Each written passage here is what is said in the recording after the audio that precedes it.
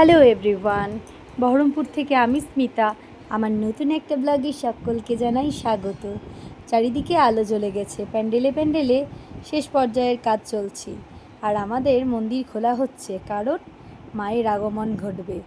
সকলে ঠাকুর আনতে গিয়েছে। এই যে বলতে বলতে ঠাকুর চলেও এসেছে।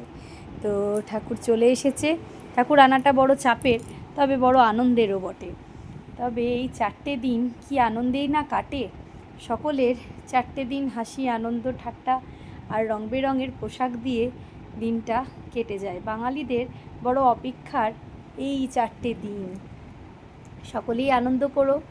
বৃষ্টিতে কি হবে বুঝতে পারছি না, তো আমরা তো অনেক আশায় থাকি।